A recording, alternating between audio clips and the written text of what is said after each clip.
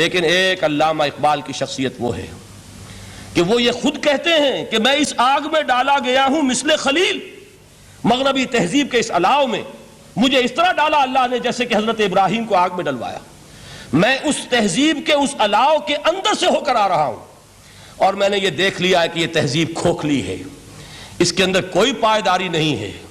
نظر کو خیرہ کرتی ہے تب چمک تہذیب حاضر کی، یہ صناعی مگر جھوٹے نگوں کی ریزہ کاری ہے۔ اور دیار مغرب کے رہنے والوں، خدا کی بستی دکان نہیں ہے، کھرا جسے تم سمجھ رہے ہو وہ اب زرے کا معیار ہوگا۔ تمہاری تہذیب اپنے خنجر سے آپ ہی خودکشی کرے گی، جو شاخ نازک پہ آشیانہ بنے گا ناپائیدار ہوگا۔ اب آپ اندازہ کیجئے وہ شخص جو بنیادی طور پر فلسفی ہے، فلسفے کا طالب علم ہے، وہ جرمنی اور انگلستان میں جا کر فلسفے کھنگالنے کے بعد اسے اگر تسکین حاصل ہوئی، اس کی جو علم کی پیاس تھی اگر اسے سیری حاصل ہوئی تو صرف قرآن کے ذریعے سے، نہ کہیں جہاں میں اما ملی، جو اما ملی تو کہاں ملی میرے جرم خانہ خراب کو تیرے عفو بندہ نواز میں۔ یہ وہ شخص ہے آخری زندگی میں ان کا کام صرف ایک رہ گیا تھا، قرآن کی تلاوت۔ بڑے بڑے فلسفی ملنے آتے تھے علامہ اقبال سے ملنے، وہ سمجھتے تھے بڑی لائبریری ہوگی، جیسے بڑے وکیل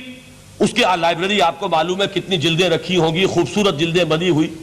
ایسے ہی کوئی بڑا فلسفی، بڑا پروفیسر، اس کی سٹڈی، اس کی کتابیں بڑی مروب کن ہونی چاہیے، لیکن علامہ اقبال کے ہاں سب کتابیں اٹھوا دی تھی انہوں نے، صرف ایک کتاب رہ گئی۔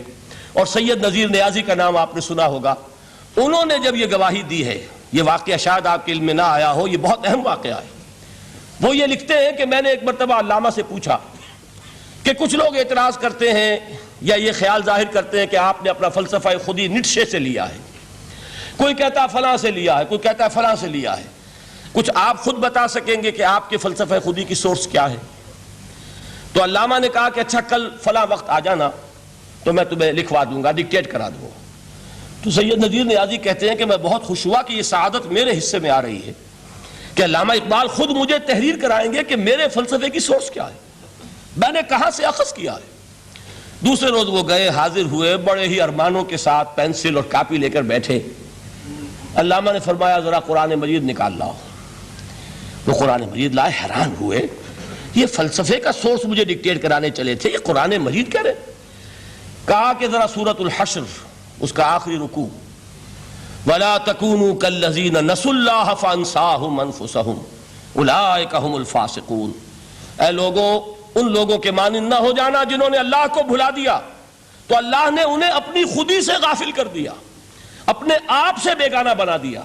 یہی ہیں لوگ جو فاسق ہیں۔ علامہ نے کہا میرے فلسفے کی سورس یہ ہے۔ یہ میں آپ کو بتانا چاہتا ہوں، اس معنی میں کہتا ہوں کہ اس دور میں علامہ اقبال کی شخصیت کو میں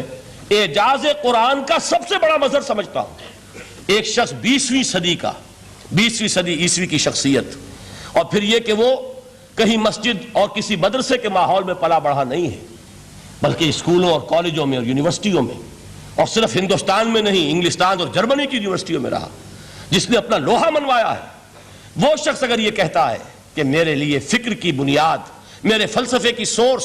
میری تمام سوچ کی رہنمائی جو ہے وہ اس کتاب نے کی ہے، تو معلوم ہوا کہ واقعتاً یہ قرآن مجید آج بھی معجزہ ہے۔